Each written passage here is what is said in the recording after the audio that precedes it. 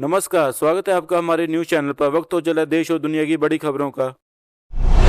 भारत के आर्थिक विकास दर में रिकॉर्ड उछाल। वैश्विक मंदी और अनिश्चितताओं के बीच भारतीय अर्थव्यवस्था ने शानदार प्रदर्शन किया। वित्तीय वर्ष 2025-26 में देश की वास्तविक जीडीपी विकास दर 7.7% दर्ज की गई, जबकि आखिरी तिमाही में यह 7.8% रही। इस मजबूती के पीछे मुख्य रूप से विनिर्माण क्षेत्र में 10.7% की दोहरे अंक की वृद्धि और सेवा क्षेत्र का 9.3% दर से आगे बढ़ना है, जिसने भारत को दुनिया की सबसे तेजी से बढ़ती प्रमुख अर्थव्यवस्था बनाए रखा है।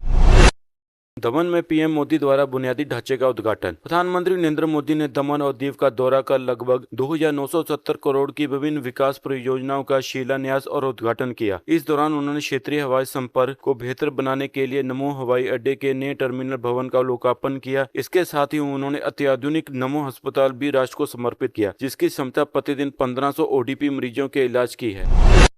सूरत में 18,800 करोड़ की परियोजनाओं की सौगात। प्रधानमंत्री ने गुजरात के सूरत में सड़क, बिजली और औद्योगिक विकास से जुड़ी बड़ी परियोजनाओं का अनावरण किया। उन्होंने वडोदरा मुंबई एक्सप्रेस के महत्वपूर्ण हिस्से को राष्ट्र को समर्पित किया और हजीरा में L&T की अत्याधुनिक रक्षा, विनिर्माण और हैवी इंजीनियरिंग इकाइयों का अवलोकन किया। पीएम ने कहा कि वैश्विक संकट के बावजूद देश पूरी आत्मनिर्भरता, आत्मविश्वास और आशावाद के साथ आगे बढ़ रहा है। अमित शाह का घुसपैठ और डेमोग्राफी बदलाव पर कड़ा संदेश। केंद्रीय गृह मंत्री अमित शाह ने अपने त्रिपुरा दौरे के दौरान भारत बांग्लादेश सीमा पर सुरक्षा व्यवस्था की व्यापक समीक्षा की। उन्होंने स्पष्ट शब्दों में कहा कि देश के किसी भी हिस्से, चाहे त्रिपुरा, बंगाल या बिहार में अवैध घुसपैठ के कारण होने वाले डेमोग्राफी बदलाव को कतई बर्दाश्त नहीं किया जाएगा। सीमाओं को पूरी तरह से सुरक्षित बनाने के लिए सरकार स्थानीय प्रशासन और आधुनिक तकनीकों की मदद से स्मार्ट बॉर्डर प्रोजेक्ट पर जोर दे रही है।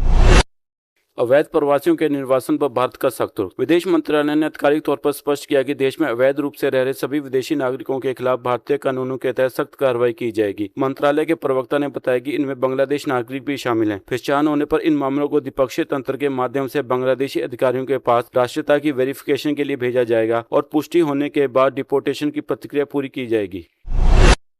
पाक अधिकृत क्षेत्र में चुनाव पर भारत की कड़ी आपत्ति। भारत ने पाकिस्तान द्वारा गिलगित बल्तिस्तान में प्रस्तावित तथाकथित आम चुनावों को लेकर कड़ा विरोध दर्ज कराया है। विदेश मंत्रालय ने साफ किया है कि गिलगित बल्तिस्तान सहित पूरा जम्मू कश्मीर, लद्दाख भारत का अभिन्न अंग है। भारत ने कहा कि इस तरह के प्रशासनिक और भौतिक बदलाव करने की कोशिश से यह सच नहीं बदल सकता कि पाकिस्तान ने भारतीय क्षेत्र पर अवैध कब्जा कर रखा है और उसे इन क्षेत्रों को तुरंत खाली कर देना चाहिए।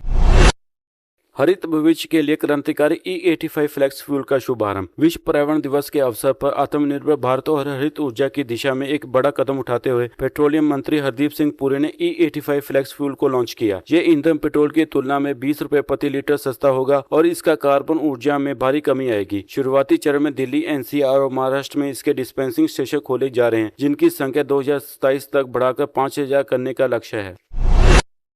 फीफा 2026 वर्ल्ड कप में रीयूजेबल पानी की बोतलों पर प्रतिबंध। फीफा ने सुरक्षा कारणों का हवाला देते हुए अपने स्टेडियम कोड ऑफ कंडक्ट में बड़ा बदलाव किया है और आगामी 2026 फुटबॉल वर्ल्ड कप के लिए सभी स्टेडियम में दर्शकों के लिए रीयूजेबल पानी की बोतलें ले जाने पर पूरी तरह प्रतिबंध लगा दिया है। हालांकि अमेरिका, कनाडा और मेक्सिको में होने वाले इस टूर्नामेंट के दौरान अत्यधिक गर्मी और उमस को देखते हुए प्रशंसकों ने इस फैसले पर चिंता जताई है, जिसके जवाब में फीफा ने स्टेडियम परिसरों के पास हाइड्रेशन स्टेशन और कूलिंग टेंट लगाने का आश्वासन दिया है।